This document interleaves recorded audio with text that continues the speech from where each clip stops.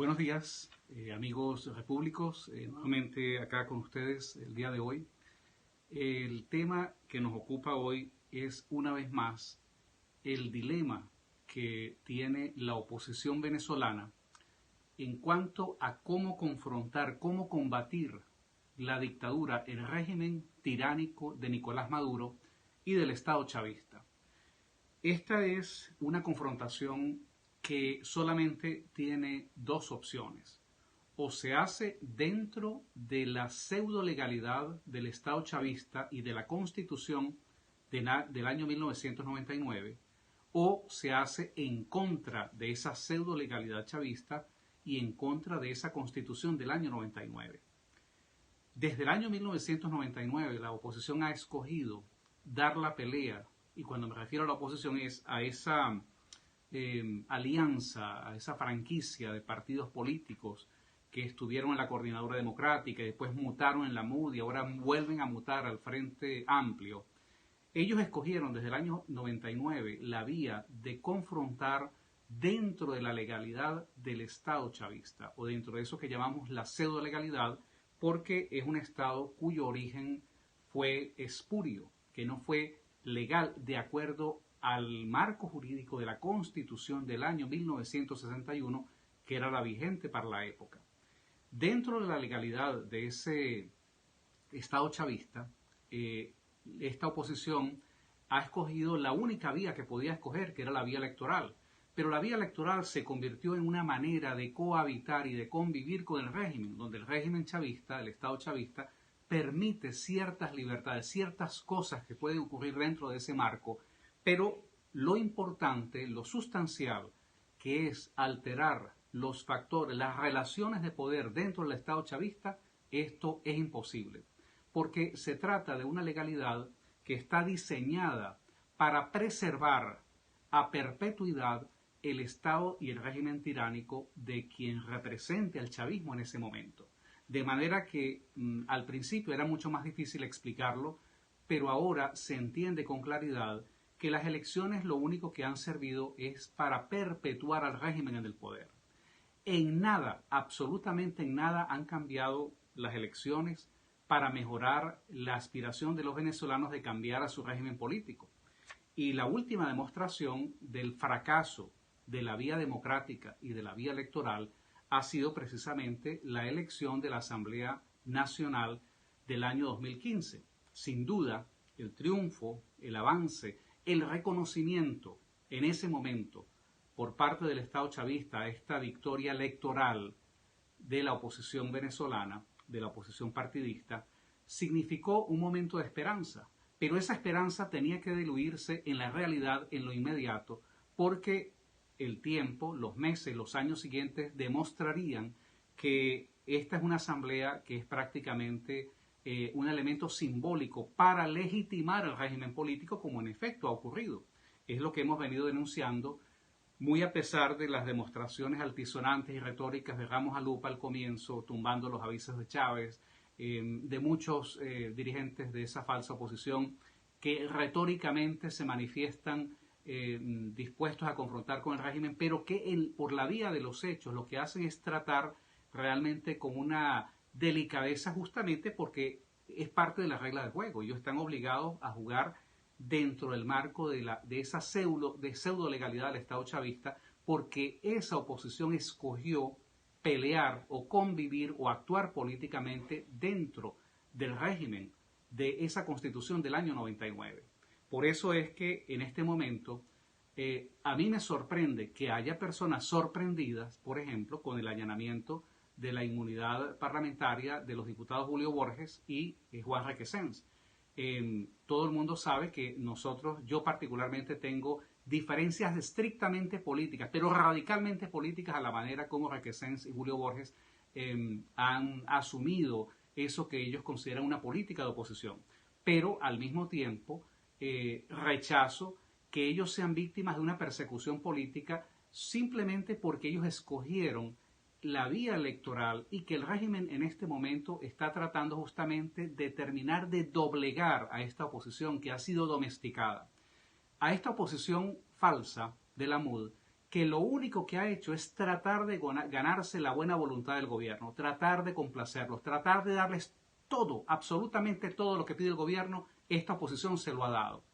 esperando con la vana esperanza de que el gobierno en retribución les respete alguna posibilidad de convivencia política. Bueno, eso fue una ingenuidad y ahora vemos cómo efectivamente este acto, que es absolutamente ilegal e inconstitucional, de acuerdo a su propia legalidad, el gobierno lo que está tratando es justamente de aumentar la presión de esa oposición, que lo único que ha sido es doméstica, dócil, complaciente con el régimen. Esto confirma nuestra hipótesis que efectivamente no hay ninguna salida electoral, que participar en las elecciones del 2015 fue un error, aunque en el momento significó esperanza. Fue un error porque alimentó esa falsa ilusión de que efectivamente se podía lograr algo. No se podía lograr nada cuando el régimen jamás iba a respetar, como en efecto ahora lo hace, y mucha gente se sorprende, que un organismo espurio, ilegal, fraudulento, como una asamblea constituyente que salió del bolsillo de Nicolás Maduro, esté allanando la inmunidad parlamentaria de estos dos diputados. De manera que el análisis que tenemos que plantearnos en el día de hoy, para quienes quieren seguir confrontando política o militarmente al régimen, es si en esta disyuntiva ellos escogen enfrentar al régimen dentro de esa pseudo legalidad, siguiendo unas reglas de juego que el propio régimen se da el lujo de violar. Entonces, esta es la otra parte del análisis. ¿Por qué nosotros, el resto de los venezolanos, que no apoyamos el régimen, el resto de los venezolanos que somos víctimas de este régimen del Estado chavista, por qué nosotros estamos obligados a respetar una constitución, o sea, la del año 99, que ni siquiera los chavistas, ni siquiera el presidente ilegal, fraudulento, Nicolás Maduro, ni siquiera la élite del Estado chavista respeta esa constitución? Y las evidencias están allí. Nicolás Maduro es presidente en contra de esa constitución chavista. La Asamblea Nacional Constituyente existe en contra de la legalidad de esa constitución chavista. La manera como se manejan las políticas del gobierno, toda esa fraseología, toda esa retórica demagógica de la Constitución del 99 que habla de una supuesta protección al derecho a la rebelión, bueno, es inexistente. Ahí están los militares que invocando ese derecho, son perseguidos ellos y sus familias. De manera que no solamente hay elementos objetivos, concretos. A esto habría que agregar también la manera dramática como la Fuerza Armada Nacional, en manos del Estado chavista, ha venido haciendo concesiones militares y territoriales a la guerrilla colombiana y a los paramilitares, simplemente porque no tienen la capacidad militar. Están en un estado de pauperación en la frontera, que no tienen la manera de poder confrontar militarmente, y le han tenido que ceder partes del territorio venezolano para que estos grupos irregulares pongan orden en esa zona, y esto sin duda, con arreglo a la Constitución chavista del año 99, pues también constituye una traición a la patria. De manera que el Estado chavista es el primero, con su Tribunal Supremo de Justicia, con su Consejo Nacional Electoral, ese Estado chavista es el primero en violar la propia Constitución. De manera que, ¿por qué nosotros, el resto de los venezolanos, nos vamos a ver sometidos a cumplir una Constitución que ni siquiera ellos respetan? Esto es para reforzar nuestro argumento, y es la tesis que hemos venido defendiendo en los últimos años, que para que un esfuerzo de la oposición tenga éxito a la hora de confrontar a la tiranía de Nicolás Maduro, es importante comenzar a tomar definiciones fundamentales, asuntos que son esenciales. Por ejemplo, ¿se está o no se está con la Constitución del año 1999? Esto es muy importante porque a partir de esa definición filosófica, política y militar, a partir de ese momento se pueden derivar estrategias y tácticas para confrontar al régimen. Ya hemos visto que la mutación de esas políticas electorales y de esa manera de cohabitar con el régimen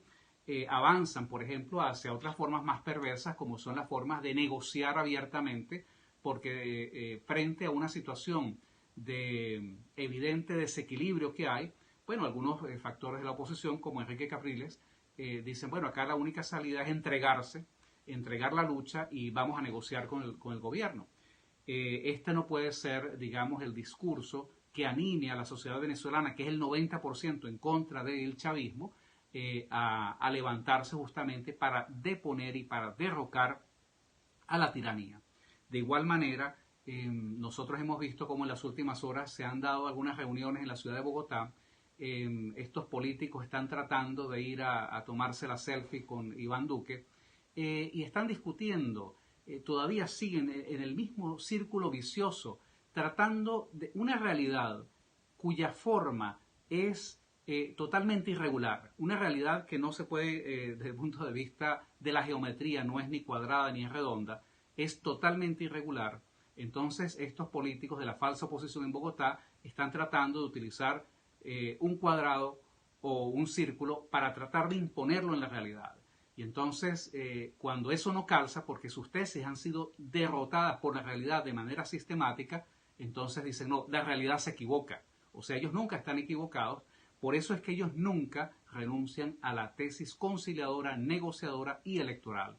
Esta es quizás la definición fundamental que a nosotros nos separa entre la gran mayoría de los venezolanos que queremos derrocar a la dictadura y la minoría que todavía